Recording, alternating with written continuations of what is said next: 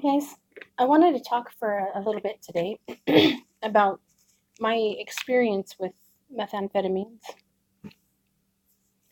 Um, Not so much all the gory details, but the spiritual side of the experience.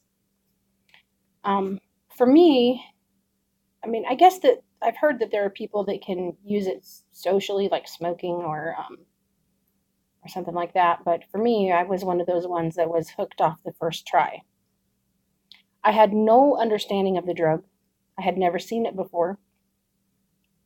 But I was placed in a set of circumstances where it was offered to me and told to me that it would be like drinking an energy drink, that it was safe, and that all of the hoopla that I saw on television wasn't true. And I didn't know what it felt like. I didn't know or understand the whole anything about it really. I know a lot about it now, but what happened to me was I became somebody else while I was using that drug. All in all, I would say it took in usage. I was using probably 7 or 8 months total, but in that time, I had used almost every single day. And if you know anything about that drug, you know that it prevents you from sleeping. And if you haven't slept for a very long period of time, you tend to get a little, not a little, a lot delusional in your thought processes. And that happened to me so much so that I was a lunatic. I was completely delusional in everything that I did.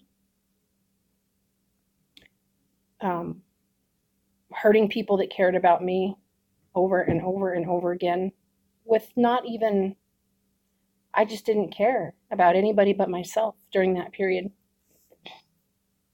I hurt a lot of people, but I learned a lot afterwards once I finally was able to get into a position of being set free of that drug, um, and facing all of the damage that I had done while I was using it was really hard for me to do, to admit that it wasn't somebody else's fault, that it was my choice every single time I put that pipe to my mouth.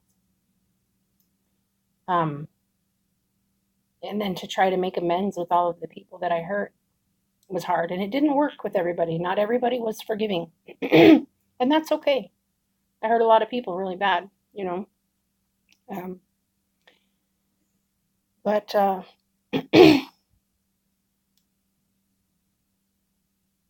my children were involved. Something that's hard for me to admit to this day because I wasn't a teenager when I was using. I was a full grown married woman with kids.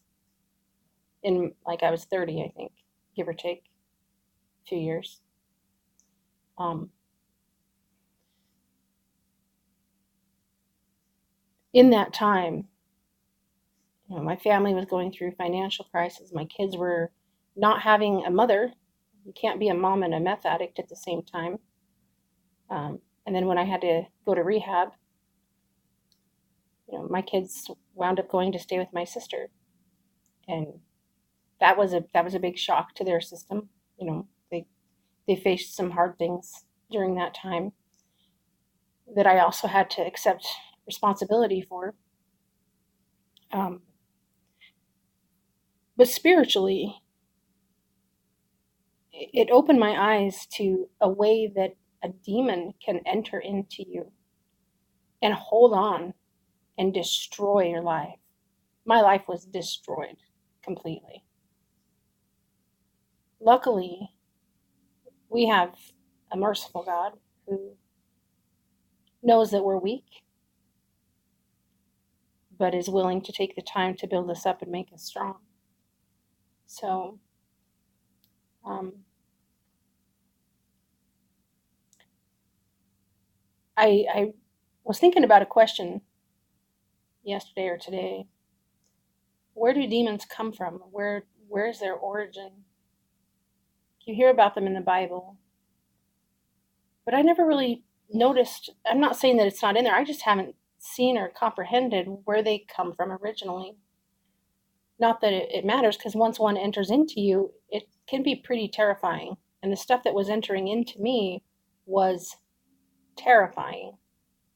The things that I look back and seeing myself, the things that I did, I can't believe I held a gun to somebody, at one point in time, um, because I didn't feel safe.